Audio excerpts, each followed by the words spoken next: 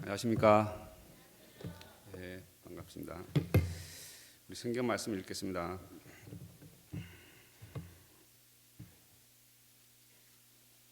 구약 성경 사무엘상 17장 말씀 읽겠습니다.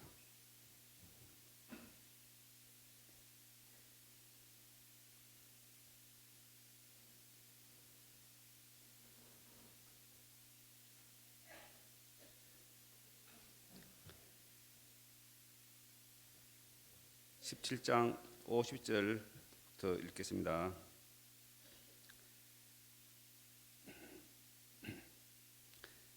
다윗이 이같이 물매와 돌로 블레 사람을 이기고 그를 쳐 죽였으나 자기 손에는 칼이 없었더라.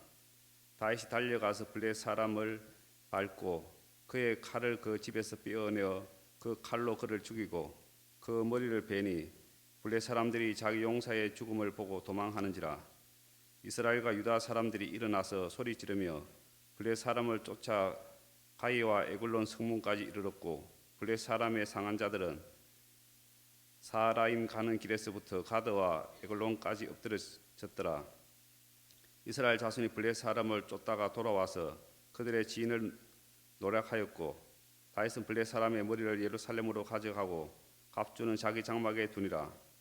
다윗이 블레 사람을 향하여 나감을 사울이 보고 군장 아브넬에게 묻되 아브넬아 이 소년이 네 아들이냐.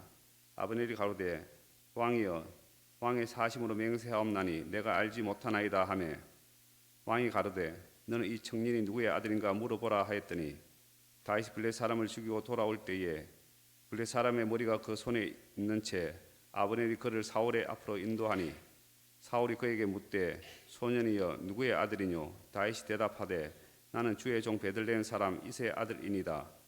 다윗이 사울에게 말하기를 마침에 요나단의 마음이 다윗의 마음과 연락되어 요나단이 그를 자기 생명같이 사랑하리라.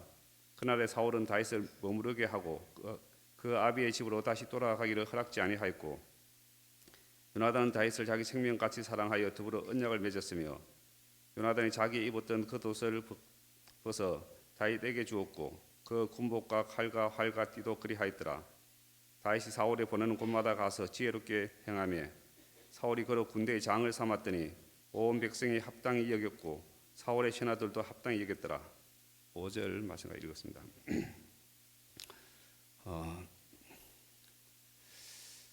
좋은 것인데 우리 생각에 따라서 안 좋은 것으로 여길 때가 있고 또 안 좋은 것인데 또 좋게 여기는 경우도 있습니다. 그리고 또 어떤 경우는 가치가 있는데 그것을 가치 없는 것으로 여길 때도 있고 또 가치 없는 것을 가치 있는 것으로 여길 때가 있습니다. 제가 올 3월에 전북 부안에서 목회를 하다가 이제 양천으로 이동이 돼서 왔습니다. 평소 제가 지방에 있을 때에 서울에 대전도 집회나 행사가 있어서 서울에 한 번씩 올라오면 서울에 대한 제 생각이 있었습니다.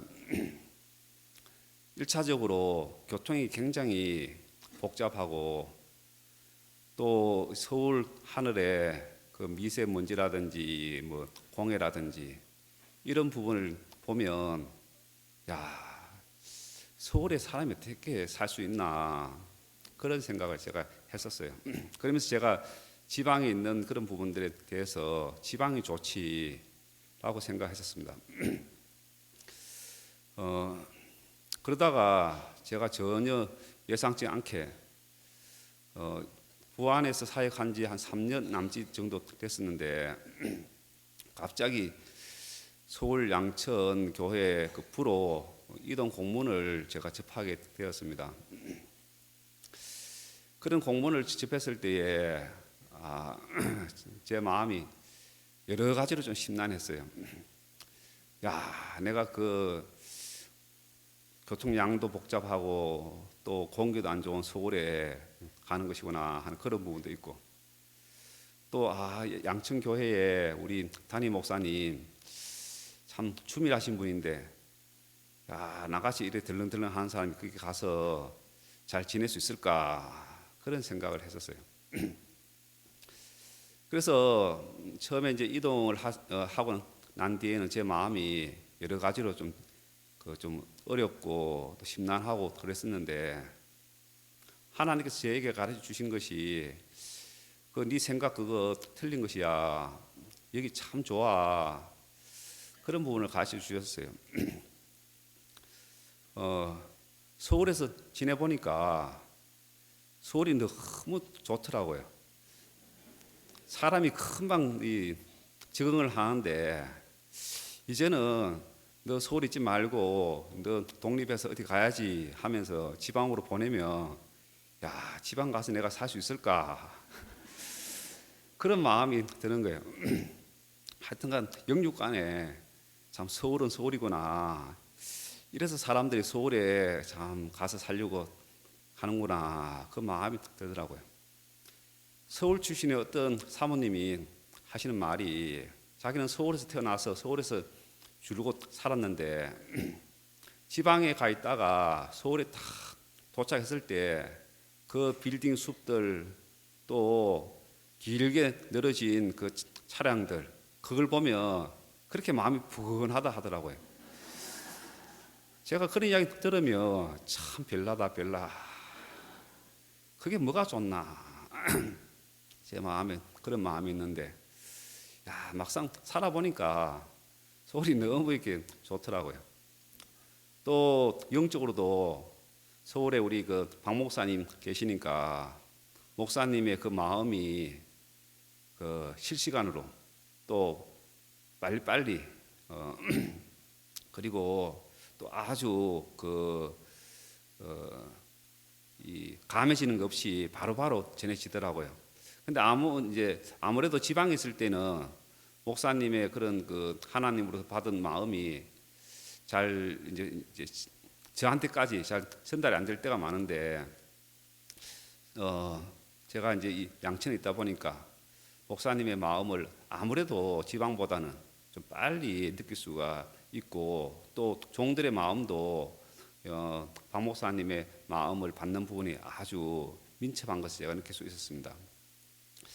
그리고 처음에 제가 아이고 우리 양천 목사님 참 주밀하시는데 하는 그런 생각을 했었는데 제가 지내놓고 보니까 야 그게 이상한 것이 아니라 목사님의 그 삶이 너무 정상이고 비정상적인 내 시각으로 봤을 때에 우리 목사님이 참 너무 좀 주밀하시고 또 심지어는 좀 까다롭다 생각했는데 내가 너무 잘못된 생각을 하고 살아왔구나 그런 마음이 자주 들어졌습니다. 그러면서 내가 야 배울 게 너무 많은데 내 생각을 믿고 있는 동안에는 배울 것을 내가 배우지 못하고 내 생각 가운데서 어려워하고 했었는데 야 내가 좋은 스승 밑에서 내가 참 잘 왔고 잘 배우고 있구나 그런 마음도 들으시고요. 성도들이 있었어도 제가 지방에서 생각할 때 아이고 서울 성도들은 아무래도 좀 지방보다는 좀 못하지 않겠나 제가 그런 생각했었는데 너무 이상한 생각을 했었죠. 근데 양천에 있어 보니까 자기 시간들이 없어요. 우리 그 양천의 성도들이 제가 지방에 있을 때는 제가 주동해서 이 그 뭡니까 봄이나 가을에 한 번씩 이제 등산하기도 하고 놀러 가기도 하고 하는데 우리 양천의 형제 자매님들은 그럴 만한 여유가 없는 겁니다. 얼마나 이 바쁘게 사시고 또 교회와 복음 앞에 전폭적으로 사시는지 그리고 또 종의 마음을 받는 그런 부분들이 얼마나 발달되어 있는지 제가 너무 이렇게 부끄럽고 또 형제 자매님들의 삶이 정말 놀랍고 그래요. 그리고 또 박 목사님의 말씀을 저는 한번 아주 말씀이 은혜롭고 좋으면 한 2번 듣는데 우리 이제 성도들은 보통 3번, 4번 박 목사님 말씀을 듣고 목사님 책 두루 다 섭렵하시고 또 우리 목사님 말씀도 몇 번을 들으시고 그런 분들이 참 많더라고요. 야, 내가 너무 귀한 성도들하고 같이 있구나. 저는 이제 우리 목사님으로부터 많은 것을 배우지만은 또 우리 성도들하고 같이 있으면서 또 많은 것을 배우고 있거든요. 야, 이분들 정말 이 교회밖에 없구나. 이분들 정말 그 마음에 복음밖에 없구나. 종밖에 없구나. 그런 부분들을 제가 느끼면서 야, 내가 서울에 오지 않았더라면, 양천에 오지 않았더라면 어찌할 뻔했나. 그냥 시골에 묻혀서 그냥 그럭저럭 내 딴에는 사역한다고 시간을 보내고 허비하고 내가 살 사람인데 하나님께서 내 영혼을 살리시기 위해서 나를 서울의 양천에 보내주셨구나 생각하니까 여러 부분으로 제 마음에 감사했습니다. 오늘 제가 사무엘상 17장 말씀을 읽었는데 이 사울이 다윗을 대하는 부분, 이 부분을 보면 참 의문이 있는 것이 사울은 다윗으로 말미암아 큰 은혜를 이제 입고 있는데 이 사울이 다윗을 전혀 알지 못하는 것을 볼 수가 있습니다. 자, 이 오늘 읽었던 이 말씀은 뭐냐 하면 다윗이 그 블레셋의 장수 골리앗을 무찌르고 돌아오는데 그 사울이 저 다윗이 누군지를 알지를 못하는 것을 볼 수가 있습니다. 이 말씀에 보면 17장 55절입니다. 다윗이 블레셋 사람을 향하여 나감을 사울이 보고 군장 아브넬에게 묻되 아브넬아 이 소년이 네 아들이냐? 아브넬이 가로되 왕이여 왕의 사심으로 맹세하옵나니 내가 알지 못하나이다. 왕이 가로되 너는 이 청년이 누구의 아들인가 물어보라 하였더니 이 사울이 지금 다윗을 전혀 모르고 있는데 사울이 다윗을 모를 리가 없거든요. 그는 마땅히 알 수밖에 없고 또 알아야 되는데 이 다윗을 모르고 있는 것을 좀 여기서 우리가 볼 수가 있습니다. 자, 이 앞에 16장을 한번 보도록 하겠습니다. 16장 14절입니다.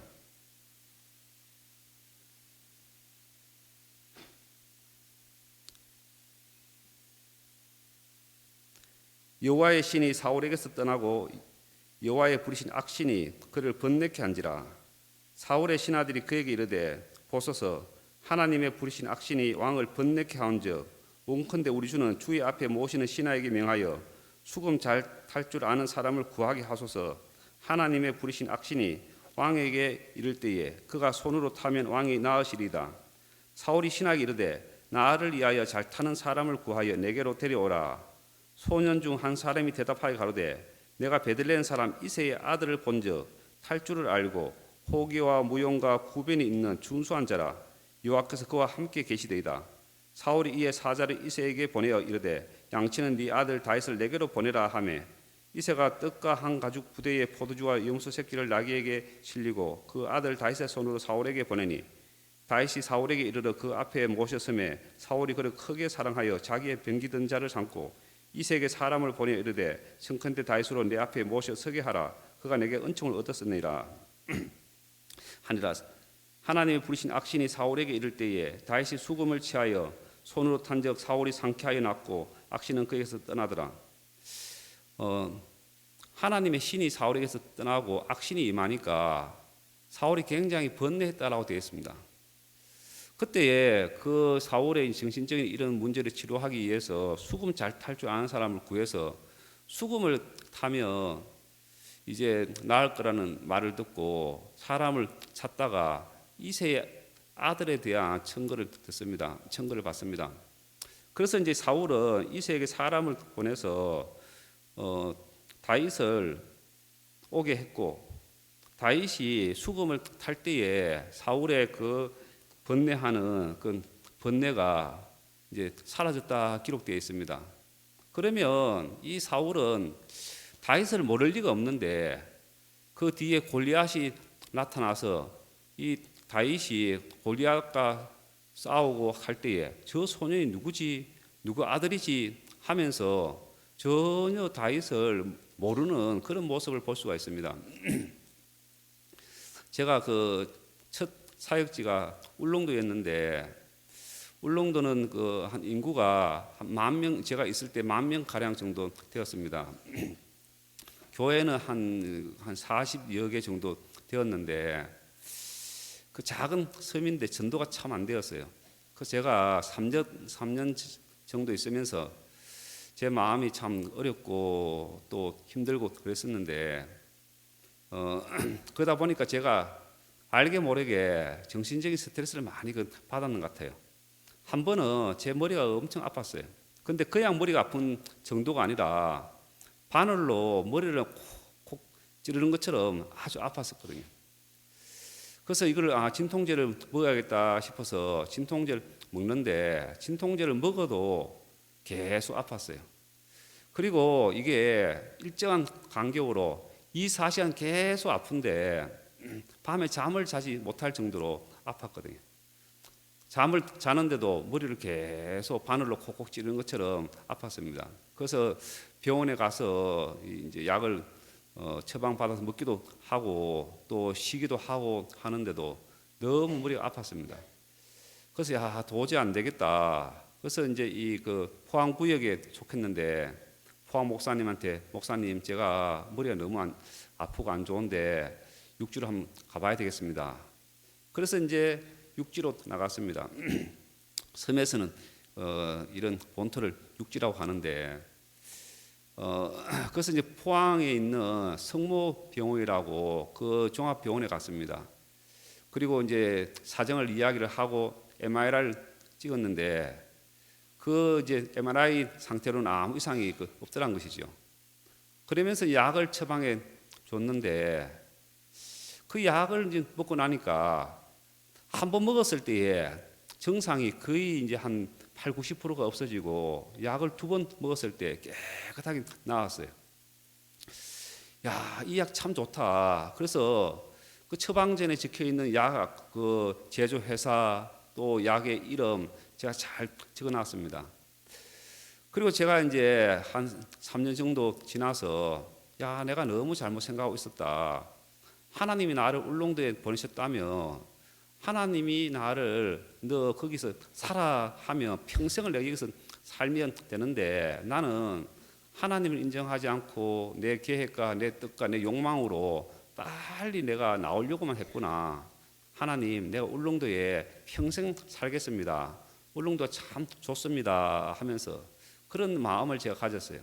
그런 마음을 가지자 말자 바로 하나님이 저를 영천으로 이제 이동을 시켰는데 영천으로 제가 가서 또 잘 지내다가 몇 년 지나서 울릉도에 있을 때 그 그런 증상이 또 나타나기 시작했습니다. 그래서 이제 1차적으로 신경외과에 갔었죠. 신경외과에 가서 내가 울릉도에 있을 때 이런 증상이 있었는데 지금 또 그런 증상이 나타나고 있습니다 하면서 병원에서 이제 처방전을 받고 약을 먹었는데 전혀 효과가 없는 겁니다. 그래서 제가 울릉도에 있을 때에 그 성모병원에서 처방해준 그 처방전 그것을 제가 잘 기록을 해놨기 때문에 포항으로 갔어요. 포항에 가서 그 이제 제 상황을 이야기했죠. 그때는 이미 제가 진료 받았을 때 그 의사는 없고 새로운 의사가 와 있었는데 새로운 의사한테 제 이제 과거 이야기를 쭉 하면서 전에 계셨던 의사분이 저한테 이러한 약을 처방해 주셨습니다. 그리고 제가 그 약을 먹었을 때 깨끗하게 나았는데 지금 또 그런 증상이 있습니다 하니까 새로운 의사분이 그 전에 있었던 의사가 처방해 준 그 처방전을 다시 그대로 저한테 적어줬습니다. 그리고 이제 그 처방전을 받아서 약국에서 약을 이제 지어서 그 약을 먹었는데 한 번 먹었을 때에 또 깨끗하게 낫는 것입니다.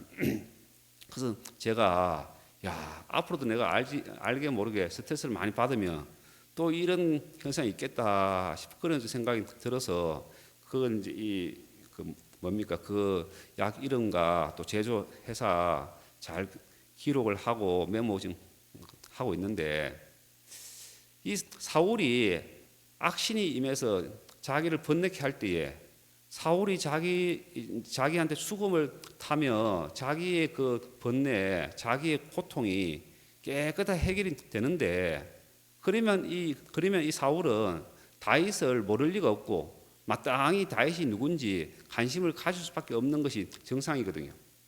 그런데 골리앗이 나타났고 다윗이 골리앗 앞에 나가서 골리앗하고 싸움을 할 때에 저 소년이 누구지?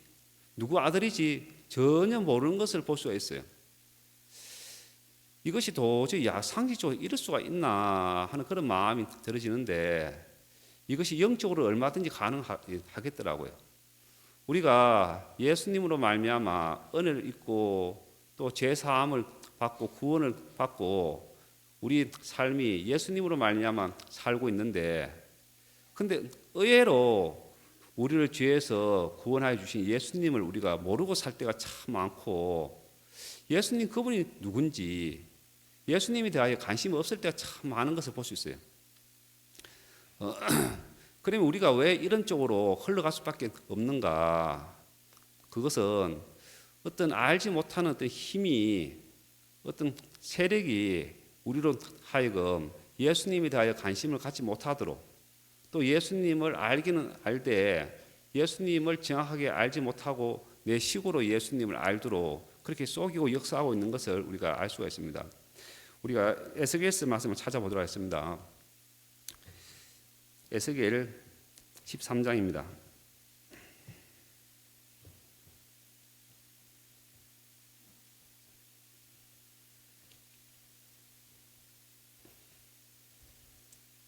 제가 가진 성경은 구약 성경 1167페이지에 있습니다. 에스겔 13장 19절입니다. 너희가 두어 웅큼 보리와 두어 조각 떡을 위하여 나를 내 백성 가운데서 욕되게 하여 거짓말을 고지 듣는 내 백성에게 너희가 거짓말을 지어서 죽지 아니할 영혼을 죽이고 살지 못할 영혼을 살리는도다. 이 말씀을 보면 죽지 아니할 영혼을 죽이고 살지 못할 영혼을 살린다. 제가 한 번은 교회에서 모임을 하면서 19절 말씀을 읽었습니다. 이 말씀을 읽으면서 한 분 한 분에게 제가 물어봤어요. 이 19절 말씀에서 어떤 부분이 마음에 크게 보입니까?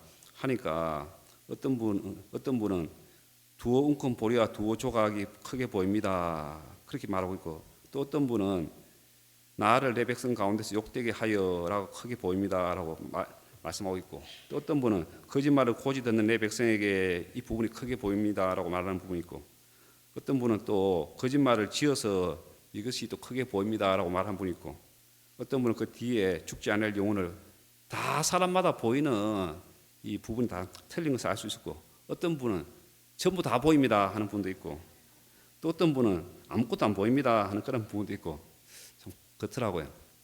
그런데 제가 이 말씀을 대하는데 저한테는 거짓말을 지어서 거짓말을 고지 듣는 내 백성 이 부분이 저한테는 좀 크게 좀 보였어요.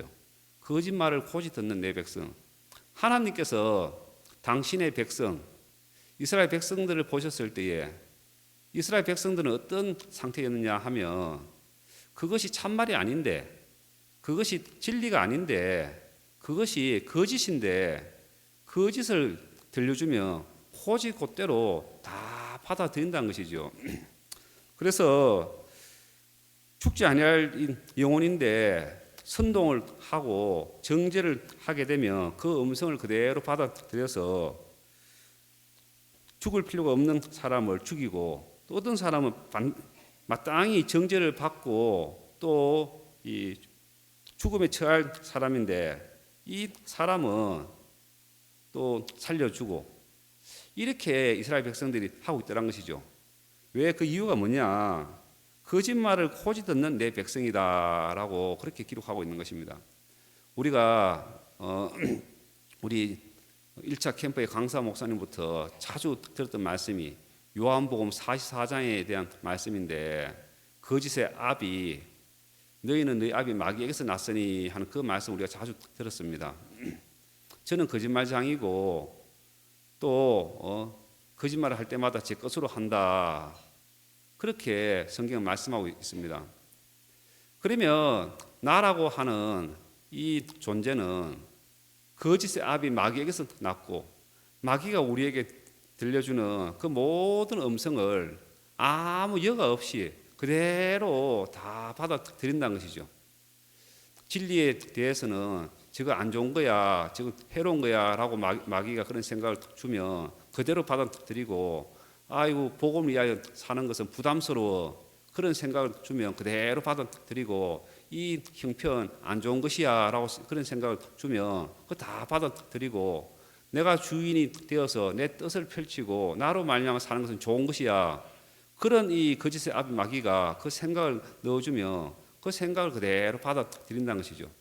그래서 마귀는 거짓말을 고지 듣는 그 백성, 마귀의 자식, 마귀에게 팔린 그 우리 육신을 가지고 마음껏 하나님을 대적하고 또 우리 영혼을 불행케 하고 있다는 것이죠. 그래서 사울도 그 음성을 들은 것입니다. 사울이 마땅히 하나님의 말씀을 들어야만 했는데 하나님의 말씀이 아니라 그는 자기 자신을 믿었던 것입니다. 그 사울 그 자신은 뭐냐? 마귀에게 팔린, 마귀에게 속한 거짓말을 고지 듣는 것이 이 자기의 근본인데, 그런 자신을 신뢰하니까 끊임없이 마귀로 말미암아 그 음성이 들려왔고, 사울은 그 음성을 듣는 동안에 이 사울은 다윗을 죽이려고 했고 또 그 영혼도 불행해지는 것을 볼 수가 있었습니다. 이번에 그 서울에서는 칸타타를 총 14번 했습니다. 14번을 하면서 사역자님들은 박 목사님과 같이 계속 사역자 모임을 했었는데, 한 번은 목사님께 이런 말씀을 이렇게 하셨어요. 우리 교회가 복음을 전하려고 하는 마음이 이제 앞서다 보니까 다 그런 건 아니겠지만 정상적으로는 회개하고 복음을 믿는 것인데, 근데 이 순서가 바뀐 경우가 있다, 그런 말씀하셨습니다. 회개하고 그 다음에 이제 이 복음이고 믿음이고 제사함인데, 일단 제사함을 먼저 받고 그 다음에 회개로 가는 경우가 참 많다는 것이죠. 그 말씀을 듣는데, 야, 그렇구나. 신앙이 안 되거나 사역이 안 되는 이유가 바로 거기에 있구나. 분명히 우리가 회개하고 죄사함을 받고 회개하고 믿음을 가져야 되는데, 그러면 자연스럽게 하나님과 연결이 되어져서 신앙이 될 수밖에 없는데, 죄사함을 먼저 받았기 때문에, 그리고 이제 회개를 해야 되는데 회개가 되어지지 않았기 때문에 이제 사람들이 자기 생각을 따라갈 수밖에 없고 자기 마음을 따라서 살 수밖에 없기 때문에 신앙이 안 되고 사역이 안 될 수밖에 없는 것이구나. 그 마음이 제 마음에 크게 좀 들어졌습니다. 한 번은 수양일 앞두고 저희 교회에 드문드문 교회에 나오시는 분이 있는데, 제가 그분을 찾아갔어요.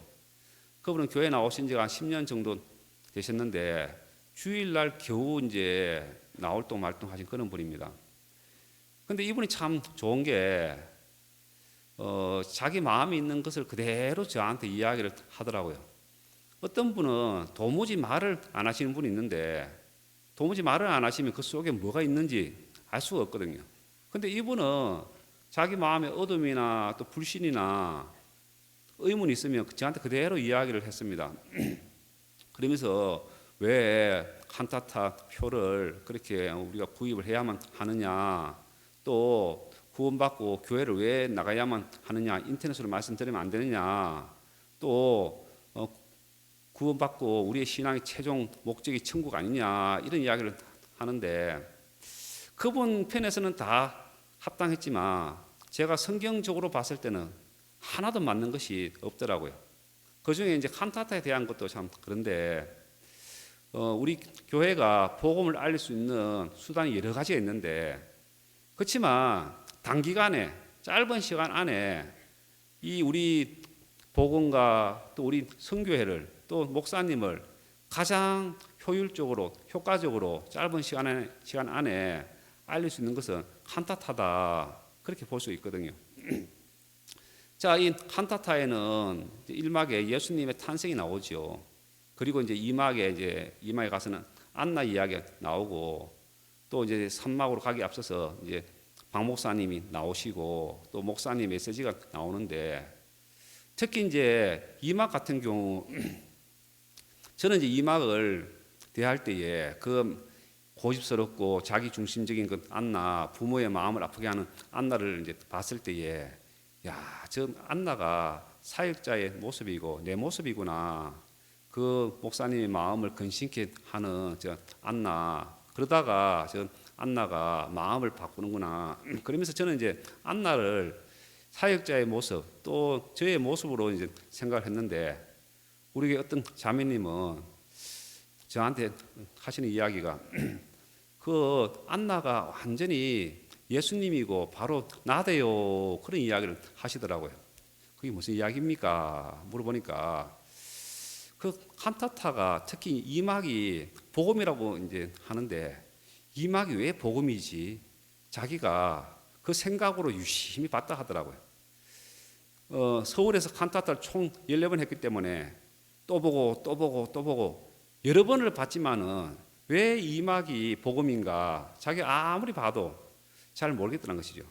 근데 이제 14번째 자기가 마지막 날 안나를 딱 보는데, 야, 저거 완전히 복음이구나, 그 마음이 들어지더라는 것이죠. 거기 보면 이제 그 점잖은 신사 있지 않습니까?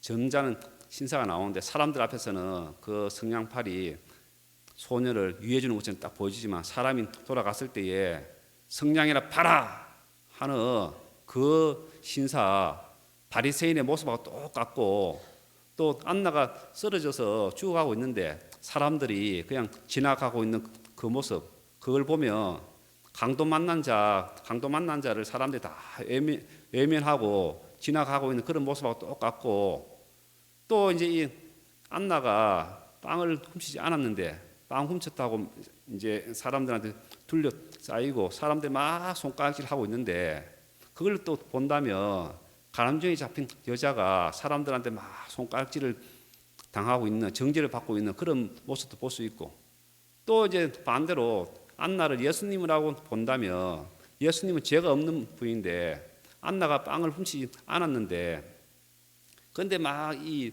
안나를 사람들이 정죄하고 있는 것처럼, 그 사람들이 예수님에게 죽일 죄를 찾지는 못했지만 예수님을 죄인으로 몰아붙여서 예수님을 죽음에 이제 이르게 하는 그런 모습이라든지, 그래서 이제 이 이막을 또 보고 또 보고 또 보고 하면서, 야, 이막에는 성경에 나오는 많은 인물들이 거기 나와 있구나.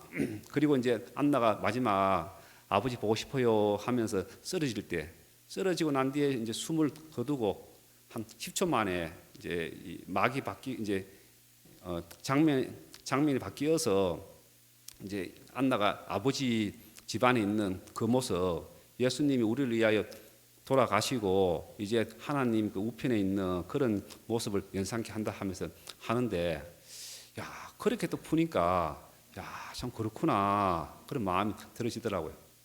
제가 이제 그 자매님한테, 자매님, 이 칸타타 이거 표 강매하는 것이 아닙니다. 우리가 복음을 위해서 대전도 집회를 앞두고 헌금을 하라고 하면 얼마든지 하지 않습니까?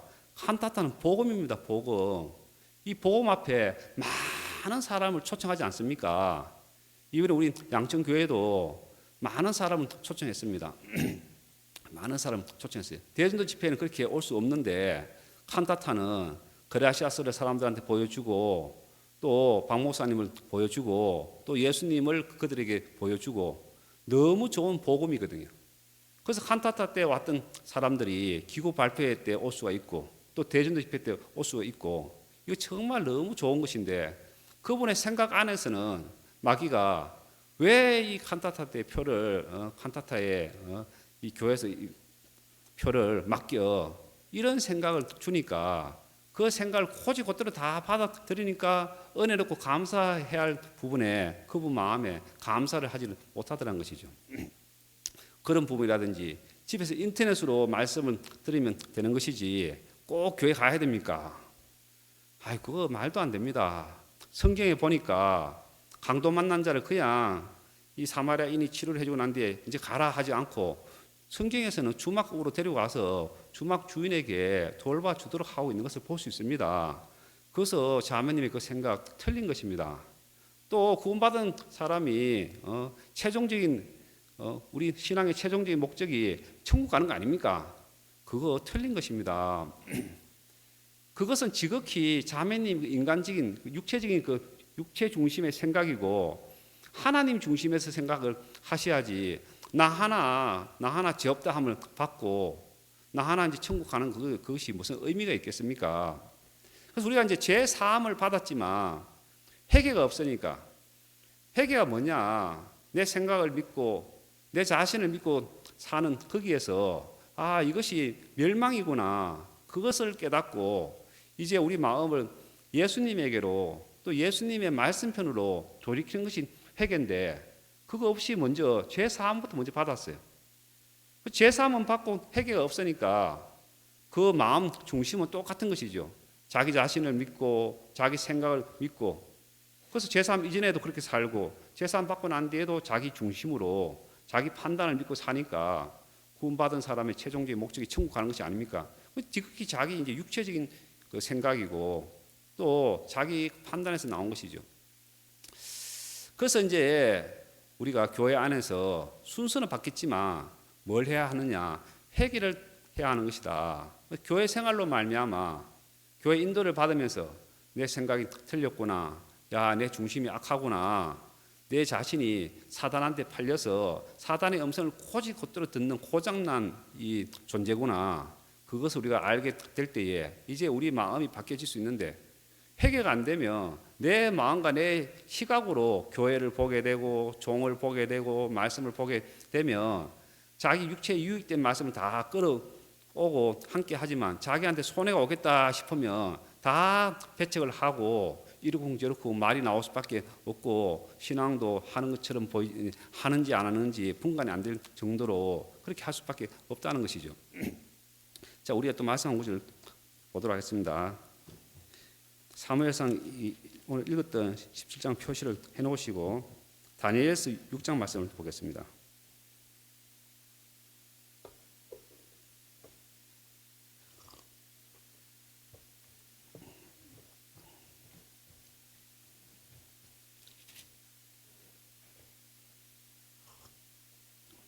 다니엘서 6장 1절부터 제가 읽어보겠습니다. 자막이 나오고 있습니다. 다리오가 자기의 심은대로 방백 120명을 세워 전국을 통치하게 하고 또 그들 위에 총리 셋을 두었으니 다니엘이 그 중에 하나이라. 이는 방백들로 총리에게 자기의 직무를 보고하게 하여 왕에게 손해가 없게 하려 함이었더라. 다니엘은 마음이 민첩하여 총리들과 방백들 위에 뛰어남으로 왕이 그를 세워 전국을 다스리게 하고자 한지라.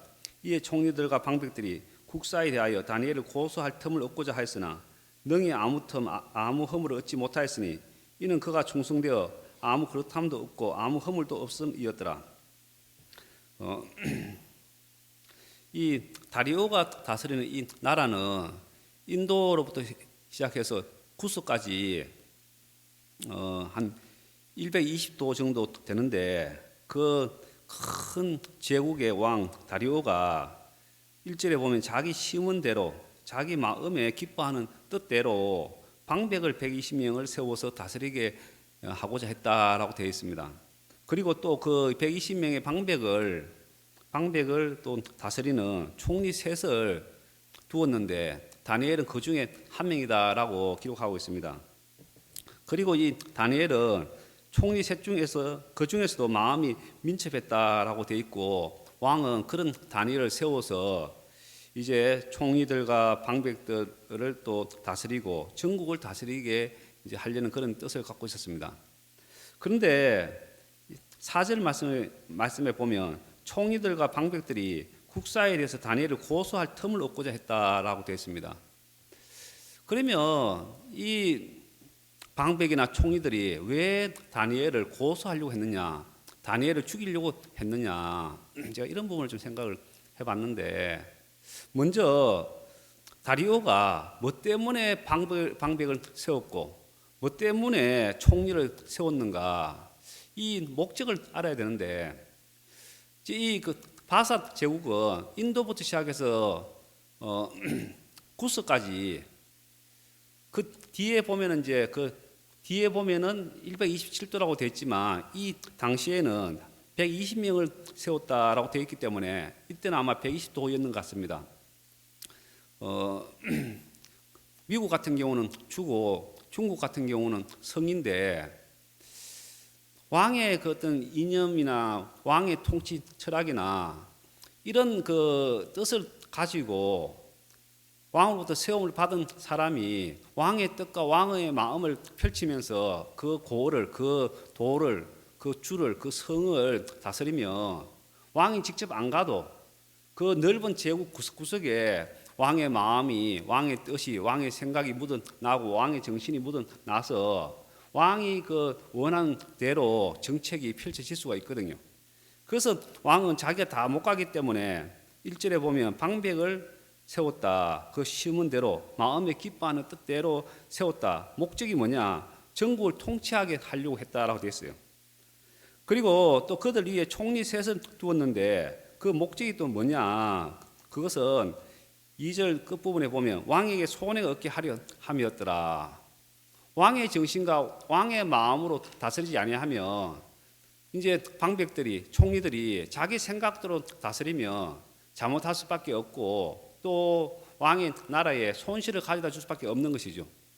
그래서 왕이 그 받은 마음이 있고 생각하고 있는 깊은 철학이 있는데 그것을 이제 모든 구석구석까지 또 이제 높고 낮은 많은 사람들한테 왕이 가지고 있는 정신을 다 전달해 주면 아무런 손해가 없고 잃어버림이 없는데 만일에 세움을 받은 방백이나 총리가 자기 뜻을 따라서 다스린다면 백성들이 원망을 가질 수도 있고 또 불신을 가질 수도 있고 왕에 대하여 안 좋은 마음도 가질 수가 있는 것이죠. 그래서 왕은 이들을 세운 이유가 뭐냐? 전국을 통치하고 왕에게 손해가 없게 하려고 했다. 또 3절에 보면 다니엘을 세우고자 했는데 그 이유가 뭐냐? 3절 보면은 왕이 그를 세워 전국을 다스리게 하고자 한지라. 자, 그랬는데 왕으로 말미암아 세움을 받은 방백이나 또 총리들은 다니엘이 자기들을 다스리는 것을 싫어했어요. 그래서 다니엘을 죽이려고 했다. 그럼 이들은 왜 다니엘을 싫어했는가? 다니엘은 마음이 민첩했다라고 그렇게 기록되어 있습니다. 마음이 민첩하다 이 부분을 이제 중국어 성경이나 또 포르투갈 성경이나 히브리 성경이나 영어 성경에 보면 뛰어난 탁월한 영이 그 속에 있다 그렇게 기록이 되어 있습니다. 다니엘에게는 다른 사람이 없는 뛰어난 영이 있는데 그 뛰어난 영은 뭐냐? 예수님의 영이고 예수님의 마음인데 예수님의 영은 살피고 섬기고 마음을 받는 것이 예수님의 영인데 이 다니엘은 자기를 왕이 왜 세웠는가? 자기를 세운 왕의 마음을 정확하게 알고 있었어요. 그래서 왕의 뜻을 그대로 알고 왕의 마음을 그대로 알고 파악을 해서 그대로 전달해주고 펼쳤기 때문에 왕은 저 다니엘은 어떻게 내 마음을 저렇게 정확하게 알고 있지? 어떻게 내 뜻을 저렇게 정확하게 알아서 저것을 사람들한테 전해주고 있지? 저 다니엘은 나하고 하나다. 그런 마음을 가졌어요. 나중에 다니엘이 모함을 받아서 사자굴에 던져져야만 했을 때 왕이 다니엘을 구원하려고 그렇게 애를 쓰고 또 슬퍼한 것을 볼 수가 있어요.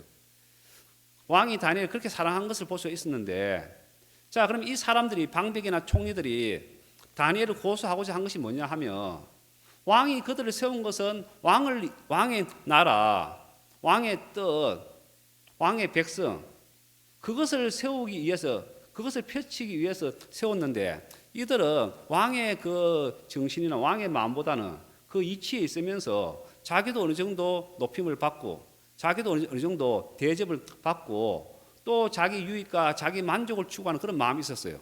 그런 이치 가운데 있으니까 이 사람들은 자기 욕망도 추구하고 자기 만족도 추구하고 자기 뜻을 또 세우고자 하는 그런 마음을 갖고 있는데 왕이 그들 가운데 다니엘을 딱 세우고자 하는데 다니엘은 딱 보니까 마음이 민첩하고 뛰어난 영을 가지고 있는데 왕과 너무 코드가 딱 맞는 거예요.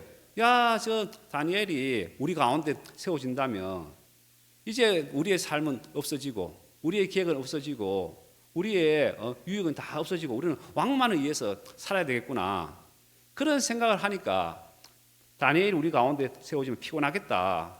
다니엘은 우리 가운데 있으면 안 돼. 그래야지 우리가 우리 이치에서 방백의 이치에서 총리의 이치에서 우리는 마음껏 우리대로 살 수가 있어. 이들은 그런 생각을 했던 것입니다. 그래서 이들은 다니엘을 죽이려고 했거든요. 그런데 우리가 구원을 받고 내 생각을 따라서 내 자신을 섬기고 살아가는 이 삶이 피곤한 것처럼 보이는데 우리를 세운 하나님의 목적에 맞게 우리를 구원하신 하나님의 목적에 맞게 우리가 삶을 드리고 삶을 산다면 훨씬 더 행복하고 복된 것을 볼 수 있어요. 이제 왕 말고 다른 신에게나 무엇을 구하면 사자굴에 던져 넣기로 이들이 계획을 써서 왕을 설득시키고 왕이 의인을 찍었습니다. 그런데 이 다니엘을 본다면 이 모든 흘러간 상황을 다 알고도 이 9절 말씀 보겠습니다. 10절 다니엘이 이 조서에 의인이 찍힌 것을 알고도 자기 집에 돌아가서는 그 방에 예루살렘으로 향하여 열린 창에서 전에 행하던 대로 하루 3번씩 무릎을 꿇고 기도하며 그 하나님께 감사하였더라. 다니엘은 누가 시켜서 그렇게 한 것도 아니고 자기 마음에 평상시에 하던 대로 다니엘은 하나님을 그렇게 경배하고 섬겼다. 그런데 이 다니엘이 이 당시의 마음은 슬프다, 괴롭다, 마음이 참담하다, 무겁다 이 마음이 아니라 다니엘은 그 하나님께 감사하였더라라고 되어 있습니다. 우리가 내 생각대로 또 내 마음대로 나를 섬기면 사람들은 행복할 것처럼 그런 마음을 갖는데 다니엘처럼 살며 마음에 기쁨이 없고 야 어떻게 복음만 이해하고 살겠나 그런 생각을 하는데 하나님의 마음으로 하나님의 뜻으로 하나님만을 섬기는 다니엘을 봤을 때는 그 마음에 하나님께 감사하더라 오히려 감사해야 하는 것을 볼 수 있겠더라고요. 우리가 적당하게 살면 피곤하고 또 그것이 우리한테 아무런 유익이 없는데 거짓말을 고집 듣는 우리 육신에게다가 마귀는 그것은 너무 힘들어. 그것은 어떻게 사람이 어떻게 그래 살아 적당하게 즐기며 사는 것이지 이런 생각을 주는데 그 삶의 결국은 뭐냐? 그 삶의 결국은 그들이 오히려 사자굴에 던져져서 사자의 밥이 되는 것을 볼 수 있습니다. 그래서 우리가 우리 만족과 우리 자신을 위하여 살아가는 그 삶의 결국이 뭐냐? 사람은 그렇게 살면 행복할 것처럼 여겨지지만 그 삶의 결국은 사자의 밥이 되는 것처럼 우리의 그 삶의 결국은 예수님 십자가로 저주로 끝이 나는 것을 볼 수가 있거든요. 그래서 이제 우리 삶 속에 죄 사함을 받고 회개를 하지 못했다면 이제 하나님께 교회로 말미암아 회개할 수 있는 기회를 준다. 그래서 이 방백이나 총리들처럼 내 자신을 섬기고 내 육체를 섬기는 이 삶의 결국은 사자굴에 오히려 던져지는 이것이 우리에게 올 수밖에 없구나. 또 이 삶은 예수님의 십자가로 끝이 났구나. 이 부분을 우리에게 가르쳐 줘서 목사님이 걸어가신 그 복음의 길, 그 길을 걸어갈 수 있도록 우리 마음을 회개케 하신다. 그래서 우리 마음이 주님 편으로 회개되어지면 우리가 주님을 섬기고 복음을 섬기고 교회를 섬기는 이 삶이 다니엘이 감사했던 것처럼 우리에게 기쁨이 되고 감사할 수밖에 없다. 그 마음이 들어지는 것이죠. 그리고 또 이제 목사님께서 우리에게 이제 말씀해 주시기를 그 사울에 대한 말씀을 하셨는데 하나님이 사울 왕을 세우실 때에 다 갖추어 줬다. 다 갖추어 주고 난 뒤에 이제 하나님의 음성을 들으라고 했는데 사울은 이제 하나님이 자기를 세웠다면 하나님의 음성을 들어야만 했는데 하나님의 음성이 아닌 사단의 생각을 사단의 음성을 받아들였다. 목사님 그렇게 말씀하셨어요. 제가 새벽으로 사무엘 상을 한 장씩 읽고 말씀을 전하는데 그 사울에 대한 부분이 참 제 마음에 은혜가 되었어요. 사울을 세울 때에 백성들이 왕을 요구할 때에 그 하나님은 보이지 않지만 이스라엘에 하나님 당신이 왕으로 있는데 하나님 말고 또 다른 어떤 왕을 요구하는 그 백성들의 그 요구가 하나님 마음에 불편했습니다. 그렇지만 백성들이 왕을 요구하니까 하나님께서 이 백성들에게 왕을 세워줬거든요. 그가 이제 누구냐 하면 사울이었습니다. 그런데 사울이 이제 왕이 되었을 때에 자기한테 어려움이 오고 국가적인 재난이 찾아올 때에 사울은 인간적인 생각에 충분히 빠질 수 있었어요. 왜냐하면 야 그래 맞아 하나님 처음부터 하나님 당신이 이스라엘의 왕이었고 하나님 말고 다른 어떤 인간도 왕으로 세워지기를 바라지 않았는데 백성들이 무리하게 하나님을 버리고 왕을 요구했고 하나님께서 마지 못해서 나를 왕으로 세웠는데 나는 하나님 기뻐하지 않는 왕이야. 그래서 나한테 이런 일이 생겼고 국가적으로 이런 재난이 생겼고 어려움이 생겼어. 늘 그 생각 속에 빠질 수밖에 없는 것이죠. 그래서 하나님께서는 사울을 세울 때에 너 앞으로 그 생각 속에 빠질 필요가 없어. 백성들이 왕을 요구했지만은 내가 너를 일단 안 세우면 몰라도 내가 너를 세운다면 내가 너한테 온갖 좋은 것을 다 줄 거야 하시면서 하나님은 사울을 세울 때 온갖 좋은 걸 다 주셨어요. 하나님의 신도 사울에게 충만하게 해주셨고 새로운 사람으로 만들어 주셨어요. 그리고 하나님의 이 새 신이 임했다는 증거로 암몬 사람 나하스가 쳐들어왔을 때에 다윗의 마음에 아니 사울의 마음에 분한 마음이 올라와서 하나님을 믿는 믿음으로 나가서 암몬 사람을 다 무찌른 것을 볼 수 있거든요. 아 과연 하나님의 신이 사울에게 임했구나. 그런데 사무엘상 13장에 와서 보면 이 사울은 블레셋하고의 싸움에서 너무 막 옹졸하고 또 그가 믿음은 하나도 없고 그가 굉장히 두려워하고 자기와 함께하고 있는 사람들에게도 아무런 소망이나 믿음을 전해주지 못하고 있는 것을 볼 수가 있습니다. 제가 이 새벽으로 이제 말씀을 읽고 말씀을 한 장씩 전하는데 11장까지만 해도 사울이 굉장히 충만했는데 13장에 와서는 왜 사울이 블레셋 앞에서 저렇게 떨고 두려워하고 자기와 함께하고 있는 사람들에게도 영적인 것을 전혀 공급해 주지를 못하고 있는가 의문이 됐는데 그날 사역자 모임할 때에 박 목사님께서 하나님이 사울을 세웠지만 사울은 하나님의 음성을 정확하게 듣지 않고 사단이 주는 음성을 받아들이고 들었다. 목사님 그 말씀을 하셨는데 아 그렇구나. 하나님이 사울에게 온갖 좋은 것을 다 주셨지만 사단의 음성을 딱 들어버리니까 사울은 아무 일도 못하더라고요. 하나님께서 우리에게 어떤 음성을 들려주시느냐 하면 우리로서 안 되기 때문에 예수님을 주셨어요. 예수님을. 그래서 우리가 이제 이 내가 아닌 예수님으로 말미암아 살 수 있도록 그런 은혜를 베풀어 주셨는데 사단이 우리 마음속에 또 제 마음속에 예수님을 빼버리고 마치 사울이 저 다윗이 누구지 하는 것처럼 예수님을 지워버리고 나를 크게 부각시키고 너 이런 사람인데 되겠어 하는 그 음성을 들려주고 또 그런 나에 관한 사단의 음성을 받아들이며 나는 모든 능력을 다 갖추고 있을지라도 모든 조건을 다 갖추고 있을지라도 사울이 블레셋 앞에서 벌벌 떨리고 두려워할 수밖에 없는 것처럼 나는 무익하고 연약한 사람으로 쓸모없는 사람으로 나로서 살 수밖에 없구나 그 마음이 들어졌어요. 한 번은 우리 이제 양천에서 고등학교에 마인드 강연했어요. 마인드 강연을 하는데 1, 2학년 이제 한 학년이 14학급입니다. 우리 교회에서 우리 이현모 목사님하고 저하고 또 교회 마인드 강사 팀들하고 총 10명이 갔어요. 10명이 가서 첫째 시간에는 1학년 이제 14학급 다 마인드 강연했어요. 다섯 학급은 다 모아서 강당에서 이제 우리 이 목사님께서 강연을 하시고 나머지 이제 학급은 이제 우리 강사들이 들어가서 강연했어요. 그리고 이제 그 다음 시간에는 이제 2학년 반에 올라가서 2학년들을 대상으로 마인드 강연을 했어요. 저도 마인드 강연을 했는데 마인드 강연을 다 하고 난 뒤에 학생들한테 설문지를 받았습니다. 이제 이 마인드 강연에서 어떻게 생각하느냐, 다음에 또 이런 기회가 있으면 마인드 강연을 또 받고자 하는 마음이 있느냐, 그리고 오늘 마인드 강연 듣고 난 뒤에 점수를 준다면 몇 점을 주겠느냐 하면서 별 5개가 있는데 색칠을 하는 부분이 있었어요.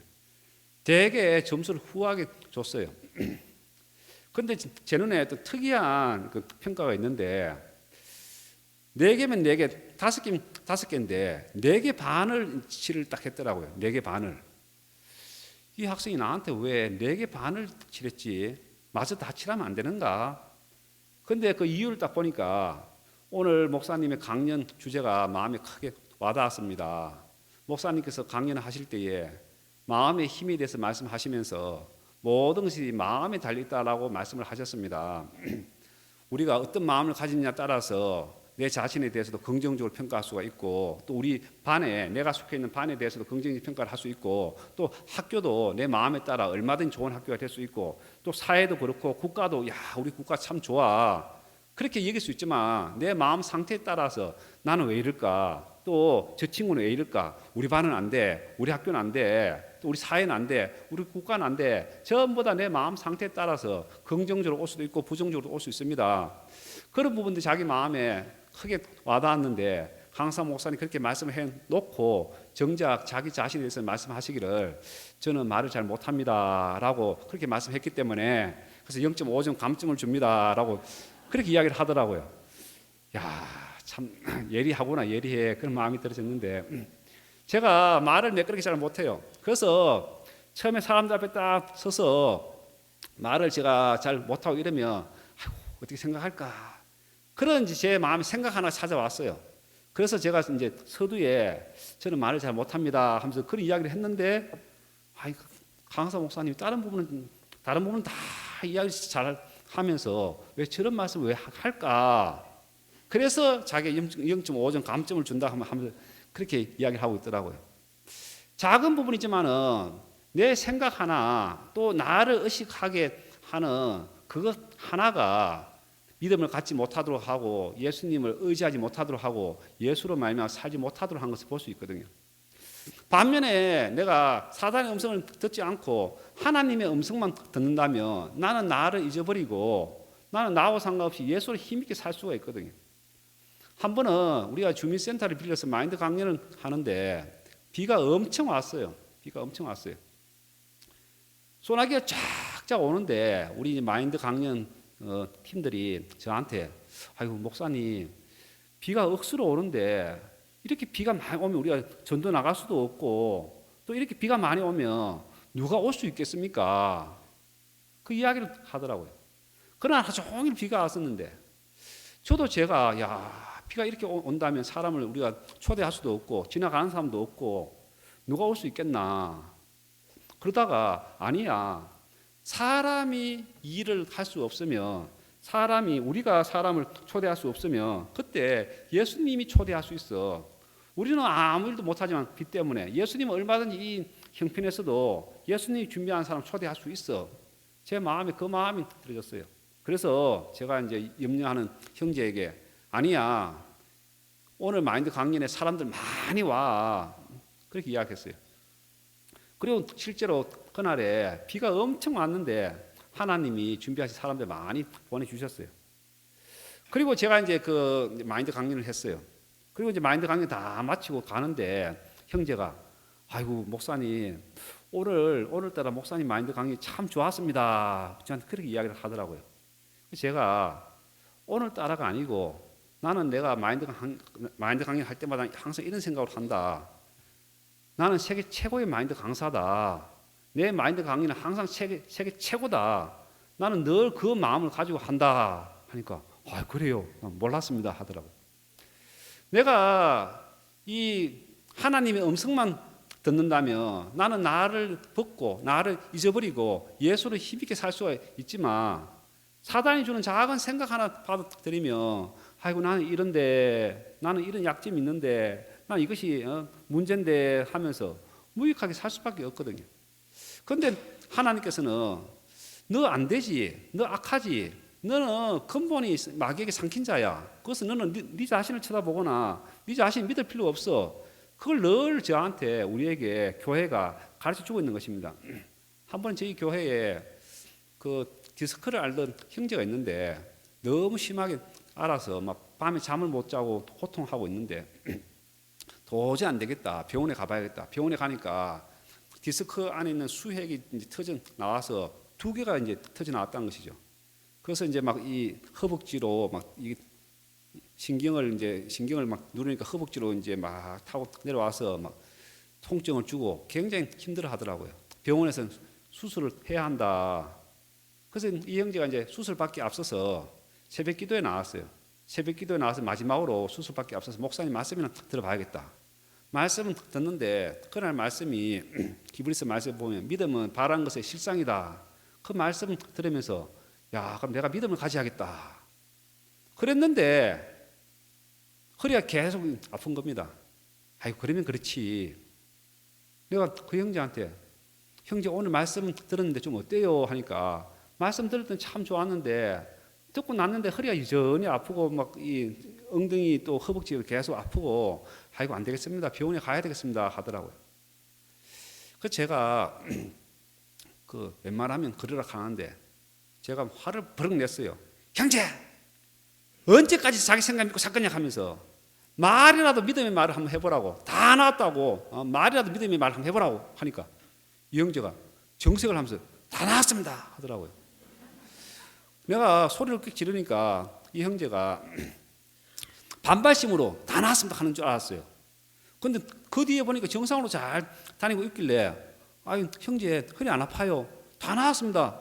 아니 믿음으로 다 나은 거 말고 실제로 어때요? 아 실제로 다 나왔어요 하더라. 야 참 그 형제 지금도 그 병원에 안 가고 다 나았고 하나님 좋은 직장을 주셔가지고 지금 직장생활 잘하고 있는데 하나님 우리에게 다 주셨지만 회개가 되어지지 않아서 내 생각 믿고 내 자신 쳐다보면 무익하게 살 수밖에 없는데 우리 자신 쳐다볼 필요가 없다. 이 요나단은 다윗과 마음이 연결이 되었다, 연락되었다 했어요. 왜냐하면 자기도 뭔가 믿음이 있는 줄 알았는데 골리앗 앞에 자기 것은 아무것도 아니고 이거는 쓸모가 없구나. 그걸 보면서 하나님이 세운 다윗과 그가 마음을 연결하고 이제 다윗을 사랑하고 다윗을 자기 생명처럼 사랑했다. 우리는 안 되는 사람이고 우리는 거짓된 것이 분명하게 판명이 났고 드러났습니다. 우리한테도 각인시켜 주셨습니다. 이제 하나님 그런 우리를 위해서 준비하신 자가 있는데 그가 누구냐? 예수님이고 또 예수님의 말씀이고 또 교회와 종이란 것이죠. 어떤 사람이 그 다윗과 연락할 수 있고 다윗을 자기 생명처럼 사랑할 수 있느냐? 내 거 가지고 내 생각 가지고 내 능력 가지고 살아봤는데 결국 어느 정도까지는 내가 어떤 문제를 처리하지만 골리앗 앞에서는 저 문제를 내가 넘지를 못하는 것이구나. 그 한계가 왔을 때에 요나단은 자기 것을 다 내려놓고 그가 온전히 다윗과 마음이 연락되어지고 다윗과 하나 된 삶을 살게 되고 다윗은 어디로 가는지 그가 블레셋을 이기고 무찌른 것을 볼 수가 있습니다.